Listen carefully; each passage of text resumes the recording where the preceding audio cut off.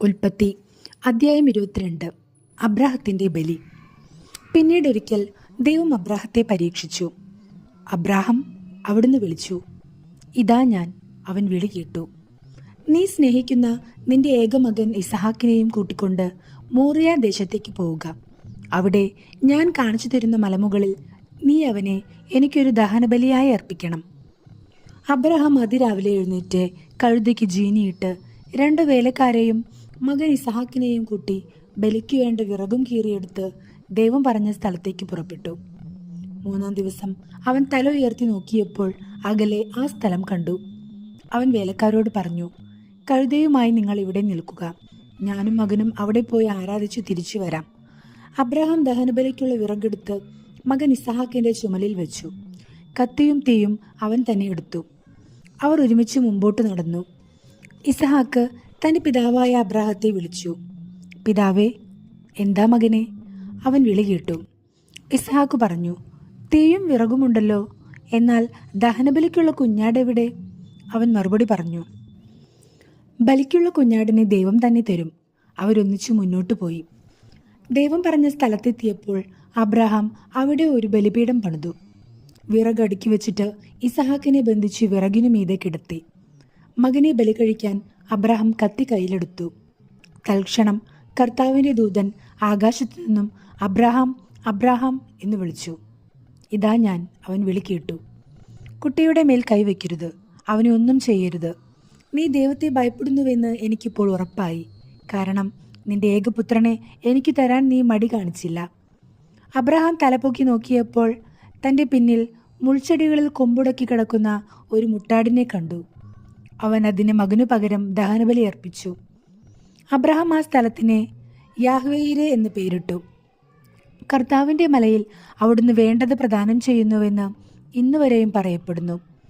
കർത്താവിൻ്റെ ദൂതൻ ആകാശത്തു നിന്ന് വീണ്ടും അബ്രാഹത്തെ വിളിച്ചു പറഞ്ഞു, കർത്താവ് അരുളി ചെയ്യുന്നു, നീ നിന്റെ ഏകപുത്രനെ പോലും എനിക്ക് തരാൻ മടിക്കായക കൊണ്ട് ഞാൻ ശപഥം ചെയ്യുന്നു, ഞാൻ നിന്നെ സമൃദ്ധമായി അനുഗ്രഹിക്കും. നിന്റെ സന്തതികളെ ആകാശത്തിലെ നക്ഷത്രങ്ങൾ പോലെയും കടൽ തീരത്തിലെ മണൽത്തരി പോലെയും ഞാൻ വർദ്ധിപ്പിക്കും. ശത്രുവിൻ്റെ നഗര കവാടങ്ങൾ അവർ പിടിച്ചെടുക്കും. നീ എൻ്റെ വാക്കനുസരിച്ചതുകൊണ്ട് നിന്റെ സന്തതിയിലൂടെ ലോകത്തിലെ ജനതകളെല്ലാം അനുഗ്രഹിക്കപ്പെടും. അബ്രഹാം എഴുന്നേറ്റ് തൻ്റെ വേലക്കാരുടെ അടുത്തേക്ക് ചെന്നു. അവരൊന്നിച്ച് ബേർഷബയിലേക്ക് തിരിച്ചുപോയി. അബ്രഹാം ബേർഷബയിൽ പാർത്തു. തൻ്റെ സഹോദരനായ നാഹോറിന് മിൽക്കായിൽ മക്കളുണ്ടായ വിവരം അബ്രഹാം അറിഞ്ഞു. അവർ മൂത്തവനായ ഊസ്, അവൻ്റെ സഹോദരൻ ബൂസ്, ആരാമിൻ്റെ പിതാവായ കെമുവേൽ, കേസെദ്, ഹാസോ, പിൽഷാദ്, ഇദ്ലാഫ്, ബത്തുവേൽ എന്നിവരായിരുന്നു. ബത്തുവേൽ റിബക്കായുടെ പിതാവായിരുന്നു. അബ്രാഹത്തിൻ്റെ സഹോദരനായ നാഹോറിന് മിൽക്കായിൽ ഉണ്ടായവരാണ് ഈ 8 പേരും. അതിനു പുറമെ അവൻ്റെ ഉപനാരിയായ റൗമായിൽ നിന്ന് തേബഹ്, ഗഹം, തഹഷ്, മാക്കാഹ് എന്നീ മക്കൾ ജനിച്ചു. അധ്യായം 23. സാറായുടെ മരണം. സാറായുടെ ജീവിതകാലം 127 വർഷമായിരുന്നു. കാനാനിലുള്ള ഹെബ്രോൺ എന്നറിയപ്പെടുന്ന കിരിയാത്ത് അർബായിൽ വെച്ച് അവൾ മരിച്ചു. അബ്രഹാം സാറയെ പറ്റി വിലപിച്ചു. മരിച്ചവളുടെ അടുക്കൽ നിന്ന് എഴുന്നേറ്റ് ചെന്ന് അവൻ ഹിത്യരോട് പറഞ്ഞു, ഞാൻ നിങ്ങളുടെ ഇടയിൽ വന്ന് പാർക്കുന്നൊരു വിദേശിയാണ്. മരിച്ചവളെ സംസ്കരിക്കാൻ എനിക്കൊരു ശ്മശാന സ്ഥലം തരിക. ഹിത്യർ അവനോട് പറഞ്ഞു, പ്രഭു, കേട്ടാലും. അങ്ങ് ഞങ്ങളുടെ ഇടയിലെ ശക്തനായ പ്രഭുവാണ്. മരിച്ചവളെ ഞങ്ങളുടെ ഏറ്റവും നല്ല കല്ലറയിൽ അടക്കുക. ഞങ്ങൾ ആരും ഞങ്ങളുടെ കല്ലറ അങ്ങയ്ക്ക് നിഷേധിക്കില്ല. മരിച്ചവളെ അടക്കാൻ തടസ്സം നിൽക്കുകയുമില്ല. അബ്രഹാം എഴുന്നേറ്റ് നാട്ടുകാരായ ഹിത്യരെ വണങ്ങി. അവൻ അവരോട് പറഞ്ഞു, ഞാൻ മരിച്ചവളെ ഇവിടെ സംസ്കരിക്കുന്നത് നിങ്ങൾക്ക് സമ്മതമാണെങ്കിൽ സോഹാറിൻ്റെ പുത്രനായ എഫ്രോണിനോട് എനിക്ക് വേണ്ടി മാധ്യസ്ഥം പറയുക. അവൻ മക്പെലായിൽ തൻ്റെ വയലിൻ്റെ അതിർത്തിയിലുള്ള ഗുഹ അതിൻ്റെ മുഴുവൻ വിലയ്ക്ക് എനിക്ക് തരട്ടെ. ശ്മശാനമായി ഉപയോഗിക്കാൻ അതിൻ്റെ കൈവശാവകാശം നിങ്ങളുടെ മുമ്പിൽ വെച്ച് അവൻ എനിക്ക് നൽകട്ടെ. എഫ്രോൺ ഹിത്യരുടെ ഇടയിൽ ഇരിപ്പുണ്ടായിരുന്നു. ഹിത്യരും നഗരവാതിലിലൂടെ കടന്നുപോയ എല്ലാവരും കേൾക്കെ അവൻ അബ്രാഹത്തോട് പറഞ്ഞു, അങ്ങനെയല്ല പ്രഭു, ഞാൻ പറയുന്നത് കേൾക്കുക. നിലവും അതിലുള്ള ഗുഹയും എൻ്റെ ആൾക്കാരുടെ മുമ്പിൽ വെച്ച് അങ്ങയ്ക്ക് ഞാൻ തരുന്നു. അങ്ങയുടെ മരിച്ചവളെ അടക്കിക്കൊള്ളുക. അബ്രഹാം നാട്ടുകാരെ കുമ്പിട്ട് വണങ്ങി. നാട്ടുകാർ കേൾക്കെ അവൻ എഫ്രോണിനോട് പറഞ്ഞു, നിങ്ങൾ എനിക്കത് തരുമെങ്കിൽ ദയചെയ്ത് ഞാൻ പറയുന്നത് കേൾക്കുക. നിലത്തിൻ്റെ വില ഞാൻ തരാം, അത് സ്വീകരിക്കണം. മരിച്ചവളെ ഞാൻ അതിലടക്കിക്കൊള്ളാം. എഫ്രോൺ അബ്രാഹത്തോട് പറഞ്ഞു, പ്രഭു, എൻ്റെ സ്ഥലത്തിന് 400 ഷെക്കൽ വെള്ളിയേ വിലയുള്ളൂ. നാം തമ്മിലാവുമ്പോൾ അത് വലിയൊരു കാര്യമാണോ? അങ്ങയുടെ മരിച്ചവളെ സംസ്കരിച്ചു കൊള്ളുക. എഫ്രോണിന്റെ വാക്ക് അബ്രഹാം സ്വീകരിച്ചു. ഹിത്യർ കേൾക്കെ എഫ്രോൺ പറഞ്ഞതുപോലെ 400 ഷെക്കൽ വെള്ളി കച്ചവടക്കാരുടെ ഇടയിലെ നടപ്പനുസരിച്ച് അവൻ എഫ്രോണിന് തൂക്കിക്കൊടുത്തു. മാമറയ്ക്ക് കിഴക്കുവശത്ത് മക്പെലായിൽ എഫ്രോണിനുണ്ടായിരുന്ന നിലം അതിൻ്റെ 4 അതിർത്തികൾ വരെയും അതിലെ ഗുഹയും വൃക്ഷങ്ങളും സഹിതം ഹിത്യരുടെയും നഗരവാതിൽക്കൽ കൂടി കടന്നു പോയവരുടെയും മുമ്പാകെ വെച്ച് അബ്രാഹത്തിന് അവകാശമായി കിട്ടി. അതിനുശേഷം അബ്രഹാം ഭാര്യ സാറായെ കാനാൻ ദേശത്ത് മാമ്രയുടെ കിഴക്ക് ഹെബ്രോണിൽ മക്പെലായിലെ വയലിലുള്ള ഗുഹയിൽ അടക്കി. ആ നിലവും അതിലെ ഗുഹയും അബ്രാഹത്തിന് ഹിത്യരിൽ നിന്നും ശ്മശാന ഭൂമിയായി കൈവശം കിട്ടി. അധ്യായം 24. ഇസഹാക്കും റബേക്കായും. അബ്രാഹത്തിന് പ്രായമേറെയായി. കർത്താവ് എല്ലാ കാര്യങ്ങളിലും അവനെ അനുഗ്രഹിച്ചു. അവൻ തൻ്റെ എല്ലാ വസ്തുക്കളുടെയും മേൽനോട്ടക്കാരനും തൻ്റെ ഭവനത്തിലെ ഏറ്റവും പ്രായം കൂടിയവനുമായ വേലക്കാരനെ വിളിച്ചു പറഞ്ഞു, നിന്റെ കൈ എൻ്റെ തുടയുടെ കീഴെ വയ്ക്കുക.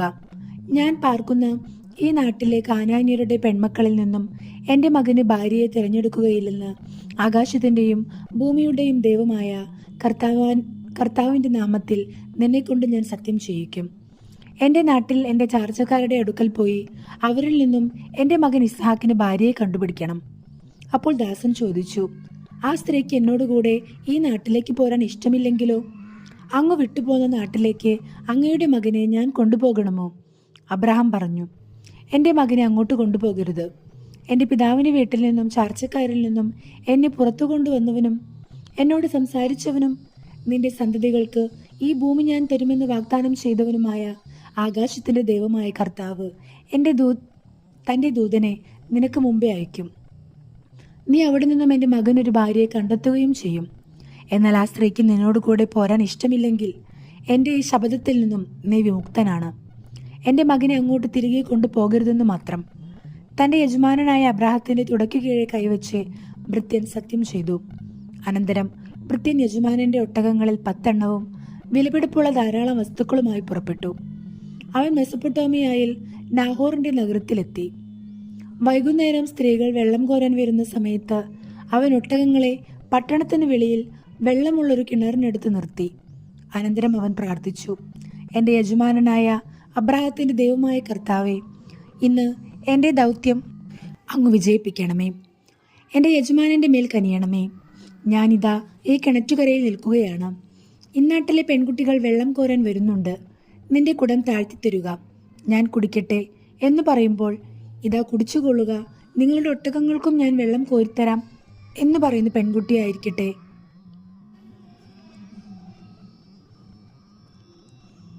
അങ്ങയുടെ ദാസനായ ഇസഹാക്കിനെ അങ്ങ് നിശ്ചയിച്ചിരിക്കുന്നവൾ. അങ്ങ് എൻ്റെ യജമാനനോട് നിരന്തരമായ കാരുണ്യം കാണിച്ചിരിക്കുന്നുവെന്ന് അതുവഴി ഞാൻ മനസ്സിലാക്കും. അവൻ ഇത് പറഞ്ഞു തീരും മുമ്പ് തോളിൽ കുടവുമായി റബേക്ക വെള്ളം കോരാൻ വന്നു. അവൾ അബ്രാഹത്തിന്റെ സഹോദരൻ നാഹോറിനെ ഭാര്യ മിൽക്കായിലുണ്ടായ മകനായ ബത്തുവേലിന്റെ മകളായിരുന്നു. പെൺകുട്ടി കാണാൻ വളരെ അഴകുള്ളവളും കന്യകയുമായിരുന്നു. അവൾ കിണറ്റിങ്കിലേക്ക് ഇറങ്ങി കുടം നിറച്ച് കയറി വന്നു. അബ്രാഹത്തിന്റെ ഭൃത്യൻ അപ്പോൾ അവളുടെ അടുത്തേക്ക് ഓടിച്ചെന്ന് പറഞ്ഞു, ദയവായി നിന്റെ കുടത്തിൽ നിന്നും കുറച്ച് വെള്ളം കുടിക്കാൻ തരിക. പ്രഭു കുടിച്ചാലും അവൾ പറഞ്ഞു. തിടുക്കത്തിൽ കുടം താഴ്ത്തിപ്പിടിച്ച് അവൾ അവന് കുടിക്കാൻ കൊടുത്തു. കുടിച്ചു കഴിഞ്ഞപ്പോൾ അവൾ പറഞ്ഞു, അങ്ങയുടെ ഒട്ടകങ്ങൾക്ക് കുടിക്കാൻ ഞാൻ വെള്ളം കോരി കൊടുക്കാം. അവൾ വേഗം കുടത്തിലെ വെള്ളം തൊട്ടിയിലൊഴിച്ച് വീണ്ടും വെള്ളം കോരാൻ കിണറ്റിങ്കിലേക്ക് ഓടി. ഒട്ടകങ്ങൾക്കെല്ലാം വെള്ളം കോരിക്കൊടുത്തു. തൻ്റെ യാത്ര കർത്താവ് ശുഭമാക്കിയോ ഇല്ലയോ എന്നറിയാൻ അവൻ നിശബ്ദനായി അവളെ തന്നെ നോക്കി നിന്നു. ഒട്ടകങ്ങൾ കുടിച്ചു കഴിഞ്ഞപ്പോൾ അവൻ 1/2 ഷെക്കൽ തൂക്കമുള്ള ഒരു സ്വർണ്ണ മോതിരവും 10 ഷെക്കൽ തൂക്കമുള്ള 2 പൊൻവളകളും അവൾക്ക് നൽകിക്കൊണ്ട് പറഞ്ഞു, നീ ആരുടെ മകളാണെന്ന് ദയവായി എന്നോട് പറയുക. നിന്റെ പിതാവിൻ്റെ ഭവനത്തിൽ ഞങ്ങൾക്ക് രാത്രി കഴിക്കാൻ ഇടം കാണുമോ? അവൾ പറഞ്ഞു, നാഹോറിന് മിൽക്കായിൽ ജനിച്ച ബത്തുവേലിന്റെ മകളാണ് ഞാൻ. അവൾ തുടർന്നു പറഞ്ഞു, ഞങ്ങൾക്ക് കാലിത്തീറ്റയും കച്ചിയും വേണ്ടുവോളമുണ്ട്, താമസിക്കാൻ മുറിയുമുണ്ട്. അവൻ തല ഉനിച്ച് കർത്താവിനെ ആരാധിച്ചുകൊണ്ട് പറഞ്ഞു, എൻ്റെ യജമാനനായ അബ്രാഹത്തിൻ്റെ ദൈവമായ കർത്താവ് വാഴ്ത്തപ്പെട്ടവൻ. തൻ്റെ കാരുണ്യവും വിശ്വസ്തതയും അവിടുന്ന് അവനിൽ നിന്നും പിൻവലിച്ചിട്ടില്ല. എൻ്റെ യജമാനൻ്റെ ചാർച്ചക്കാരുടെ വീട്ടിലേക്ക് അവിടുന്ന് എന്നെ നയിക്കുകയും ചെയ്തിരിക്കുന്നു. പെൺകുട്ടി ഓടിച്ചെന്ന് അമ്മയുടെ വീട്ടുകാരെ വിവരം അറിയിച്ചു. റെബേക്കായ്ക്ക് ലാബേൽ എന്നു പേരുള്ള ഒരു സഹോദരൻ ഉണ്ടായിരുന്നു. അവൻ ഉടനെ കിണറ്റുകരയിൽ ആ മനുഷ്യൻ്റെ അടുത്തേക്ക് ഓടിച്ചെന്നു. മോതിരവും വളകളും സഹോദരിയുടെ കൈകളിൽ കാണുകയും ആ മനുഷ്യൻ ഇങ്ങനെ എന്നോട് സംസാരിച്ചു എന്ന് അവൾ പറഞ്ഞു കേൾക്കുകയും ചെയ്തപ്പോൾ ലാബാൻ അവൻ്റെ അടുത്തേക്ക് ചെന്നു. അവൻ അപ്പോഴും കിണറ്റുകരയിൽ ഒട്ടകങ്ങളുടെ അടുത്ത് നിൽക്കുകയായിരുന്നു. ലാബാൻ പറഞ്ഞു, കർത്താവിനാൽ അനുഗ്രഹിക്കപ്പെട്ടവനെ, വരിക. എന്താണ് പുറത്തു നിൽക്കുന്നത്? ഞാൻ വീടും ഒട്ടകങ്ങൾക്കുള്ള സ്ഥലവും ഒരുക്കിയിട്ടുണ്ട്. അവൻ വീട്ടിലേക്ക് കയറി. ലാബാൻ ഒട്ടകങ്ങളുടെ ജീനി അഴിച്ചു മാറ്റി. തീറ്റയും കച്ചിയും കൊടുത്തു. അവനും കൂടെ ഉണ്ടായിരുന്നവർക്കും കാൽ കഴുകാൻ വെള്ളവും കൊടുത്തു. അവർ അവന് ഭക്ഷണം വിളമ്പി. എന്നാൽ അവൻ പറഞ്ഞു, വന്ന കാര്യം പറയാതെ ഞാൻ ഭക്ഷണം കഴിക്കുകയില്ല. പറഞ്ഞുകൊള്ളുക. ലാബാൻ സമ്മതിച്ചു. അവൻ പറഞ്ഞു, ഞാൻ അബ്രാഹത്തിൻ്റെ ഭൃത്യനാണ്. കർത്താവിൻ്റെ യജമാനനെ സമൃദ്ധമായി അനുഗ്രഹിച്ചിരിക്കുന്നു. അവൻ സമ്പന്നനാണ്. ആടും മാടും പൊന്നും വെള്ളിയും വേലക്കാരും ഒട്ടകങ്ങളും കഴുതകളും അവിടുന്ന് അവന് കൊടുത്തിരിക്കുന്നു. യജമാനന്റെ ഭാര്യ സാറ വൃദ്ധയായപ്പോൾ അവൻ അവളിൽ ഒരു പുത്രൻ ജനിച്ചു. തനിക്കുള്ളതൊക്കെ യജമാനൻ അവനാണ് കൊടുത്തിരിക്കുന്നത്. തൻ്റെ യജമാനൻ എന്നെക്കൊണ്ട് ഒരു സത്യം ചെയ്യിച്ചു. ഞാൻ പാർക്കുന്ന കാനാൻകാരുടെ നാട്ടിൽ നിന്നും എൻ്റെ മകന് നീ ഒരു വധുവിനെ തിരഞ്ഞെടുക്കരുത്. മറിച്ച് നീ എൻ്റെ പിതാവിൻ്റെ നാട്ടിൽ എൻ്റെ ചാർച്ചക്കാരുടെ അടുത്ത് പോയി എൻ്റെ മകനൊരു ഭാര്യയെ കണ്ടുപിടിക്കണം. ഞാൻ ചോദിച്ചു, ഒരു വേള ആ പെൺകുട്ടി എൻ്റെ കൂടെ വന്നില്ലെങ്കിലോ? അവൻ എന്നോട് പറഞ്ഞു, ഞാൻ സേവിക്കുന്ന കർത്താവ് തൻ്റെ ദൂതനെ നിന്റെ മുമ്പേ അയച്ച് നിന്റെ വഴി ശുഭമാക്കും. എൻ്റെ പിതാവിൻ്റെ വീട്ടിൽ നിന്ന്, എൻ്റെ ചാർച്ചക്കാരിൽ നിന്ന് നീ എൻ്റെ മകനൊരു വധുവിനെ തിരഞ്ഞെടുക്കും. എൻ്റെ ചാർച്ചക്കാരുടെ അടുത്ത് ചെല്ലുമ്പോൾ പ്രതിജ്ഞയിൽ നിന്നും നീ വിമുക്തനാകും. അവർ പെൺകുട്ടിയെ നിനക്ക് വിട്ടു തന്നില്ലെങ്കിലും പ്രതിജ്ഞയിൽ നിന്നും നീ വിമുക്തനായിരിക്കും. ഞാൻ കിണറ്റുകരയിൽ വന്നപ്പോൾ ഇങ്ങനെ പ്രാർത്ഥിച്ചു, എൻ്റെ യജമാനനായ അബ്രാഹത്തിൻ്റെ ദൈവമായ കർത്താവെ, ഞാൻ ഇറങ്ങി പുറപ്പെട്ടിരിക്കുന്ന കാര്യം അങ്ങ് ഇപ്പോൾ ശുഭമാക്കണമേ. ഇതാ, ഞാൻ ഈ കിണറ്റിൻകരയിൽ നിൽക്കും. വെള്ളം കോരാൻ വരുന്ന പെൺകുട്ടിയോട് ദയവായി നിന്റെ കുടത്തിൽ നിന്നും എനിക്ക് അല്പം വെള്ളം കുടിക്കാൻ തരിക എന്ന് ഞാൻ പറയും. അപ്പോൾ കുടിച്ചാലും അങ്ങയുടെ ഒട്ടകങ്ങൾക്കും ഞാൻ വെള്ളം കോരിത്തരാമല്ലോ എന്ന് പറയുന്ന പെൺകുട്ടി ആവട്ടെ എൻ്റെ യജമാനൻ്റെ മകനെ അവിടുന്ന് കണ്ടുവച്ചിരിക്കുന്നവൾ. എൻ്റെ ഉള്ളിൽ ഞാനിത് പറഞ്ഞു തീരും മുമ്പ് തോളിൽ കുടവുമായി വെള്ളം കോരാൻ റെബേക്ക വന്നു. അവൾ ഇറങ്ങിച്ചെന്ന് വെള്ളം കോരി. ഞാൻ അവളോട് എനിക്കല്പം കുടിക്കാൻ തരിക എന്ന് പറഞ്ഞു. അവൾ ഉടനെ കുടം തോളിൽ നിന്നിറക്കി ഇങ്ങനെ പറഞ്ഞു, കുടിച്ചാലും അങ്ങയുടെ ഒട്ടകങ്ങൾക്കും ഞാൻ കുടിക്കാൻ തരാം. ഞാൻ കുടിച്ചു. ഒട്ടകങ്ങൾക്കും അവൾ വെള്ളം കൊടുത്തു. അപ്പോൾ ഞാൻ അവളോട്, നീ ആരുടെ മകളാണ് എന്ന് ചോദിച്ചു. നാഹോറിന് മിൽക്കായിൽ ജനിച്ച ബത്തുവേലിൻ്റെ മകളാണ് ഞാൻ എന്നവൾ പറഞ്ഞു. അപ്പോൾ ഞാൻ അവൾക്ക് മോതിരവും വളകളും കൊടുത്തു. അതിനുശേഷം എൻ്റെ യജമാനനായ അബ്രാഹത്തിൻ്റെ ദൈവമായ കർത്താവിനെ ഞാൻ താണുവണങ്ങി ആരാധിച്ചു. എൻ്റെ യജമാനൻ്റെ മകനെ, അവൻ്റെ സഹോദരൻ്റെ മകളെ വധുവായി തിരഞ്ഞെടുക്കുവാൻ എന്നെ നേർവഴിക്ക് നയിച്ച അവിടുത്തെ ഞാൻ സ്തുതിച്ചു. അതുകൊണ്ട് എൻ്റെ യജമാനനോട് നിങ്ങൾ കാരുണ്യത്തോടും വിശ്വസ്തയോടും കൂടി പെരുമാറുമെങ്കിൽ അത് പറയുക, മറിച്ചാണെങ്കിലും പറയുക, എനിക്കതനുസരിച്ച് പ്രവർത്തിക്കാമല്ലോ. അപ്പോൾ ലാബാനും ബത്തുവേലും പറഞ്ഞു, ഇത് കർത്താവിൻ്റെ ഇഷ്ടമാണ്. ഇതിനെക്കുറിച്ച് ഗുണവും ദോഷവും ഞങ്ങൾക്ക് പറയാനില്ല. ഇതാ, റബേക്ക നിന്റെ മുമ്പിൽ നിൽക്കുന്നു. അവളെ കൊണ്ടുപോയിക്കൊള്ളുക.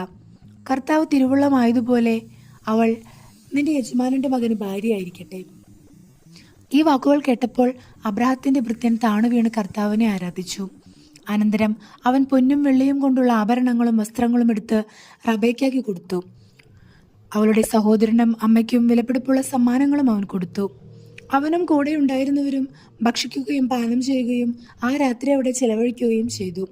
പുലർച്ചയ്ക്ക് എഴുന്നേറ്റ് അവൻ പറഞ്ഞു, എന്നെ യജമാനൻ്റെ അടുത്തേക്ക് തിരിച്ചയക്കുക. അവളുടെ അമ്മയും സഹോദരനും പറഞ്ഞു, കുറച്ചു നാൾ കൂടി 10 ദിവസമെങ്കിലും അവൾ ഇവിടെ നിൽക്കട്ടെ. അതുകഴിഞ്ഞ് അവൾക്ക് പോകാം. അവൻ പറഞ്ഞു, എന്നെ താമസിപ്പിക്കരുത്. കർത്താവ് എൻ്റെ വഴി ശുഭമാക്കിയിരിക്കൊണ്ട് യജമാനൻ്റെ അടുക്കലേക്ക് തിരിച്ചു പോകുവാൻ എന്നെ അനുവദിക്കുക. നമുക്ക് പെൺകുട്ടിയെ വിളിച്ച് ചോദിക്കാം എന്ന് അവർ പറഞ്ഞു. അവർ റെബേക്കായെ വിളിച്ച്, നീ ഈ മനുഷ്യനോട് കൂടി പോകുന്നുവോ എന്ന് ചോദിച്ചു. ഞാൻ പോകുന്നു എന്നവൾ മറുപടി പറഞ്ഞു. അവർ അവരുടെ സഹോദരി റെബേക്കായെയും അവളുടെ തോഴിയെയും അബ്രാഹത്തിൻ്റെ ഭൃത്യനോടും അവൻ്റെ ആൾക്കാരോടും കൂടെ പറഞ്ഞയച്ചു. അവർ അവളെ ആശീർവദിച്ച് പറഞ്ഞു, നീ ഞങ്ങളുടെ സഹോദരിയാണ്. നീ ആയിരങ്ങളുടെയും 10,000-ങ്ങളുടെയും അമ്മയായി തീരുക. തങ്ങളെ വെറുക്കുന്നവരുടെ വാതിലുകൾ നിന്റെ സന്തതികൾ പിടിച്ചെടുക്കട്ടെ. റെബേക്കായും തോഴിമാരും ഒട്ടകപ്പുറത്ത് കയറി അവൻ അനുഗമിച്ചു. അങ്ങനെ റെബേക്കായുമായി ഭൃത്യൻ പുറപ്പെട്ടു. ആ ഇടയ്ക്ക് ഇസഹാക്ക് ബേർലഹായറോയിൽ നിന്ന് പോന്ന് നെഗബിൽ താമസിക്കുകയായിരുന്നു. ഒരു ദിവസം വൈകുന്നേരം അവൻ ചിന്താമഗ്നനായി വയലിലൂടെ നടക്കുകയായിരുന്നു. അവൻ തലപൊക്കി നോക്കിയപ്പോൾ ഒട്ടകങ്ങൾ വരുന്നത് കണ്ടു. റെബേക്കായും ശിരസ്സുയർത്തു നോക്കി. ഇസാക്കിനെ കണ്ടപ്പോൾ അവൾ ഒട്ടകപ്പുറത്തു നിന്നും താഴെ ഇറങ്ങി. അവൾ ഭൃത്യനോട് ചോദിച്ചു, അങ്ങകലെ പാടത്തുകൂടി നമ്മുടെ നേരെ നടന്നു വരുന്ന മനുഷ്യൻ ആരാണ്? ഭൃത്യൻ പറഞ്ഞു, അവനാണ് എൻ്റെ യജമാനൻ. ഉടനെ അവൾ ശിരോവസ്ത്രം കൊണ്ട് മുഖം മൂടി. നടന്നതെല്ലാം ഭൃത്യൻ ഇസഹാക്കിനോട് പറഞ്ഞു. ഇസഹാക്ക് അവളെ തൻ്റെ അമ്മ സാറായുടെ കൂടാരത്തിലേക്ക് കൂട്ടിക്കൊണ്ടു പോയി. അവൻ അവളെ ഭാര്യയായി സ്വീകരിച്ചു. അവൻ അവളെ സ്നേഹിച്ചു. അങ്ങനെ അമ്മയുടെ വേർപാടിൽ ദുഃഖിച്ചിരുന്നവനെ ആശ്വാസം ലഭിച്ചു.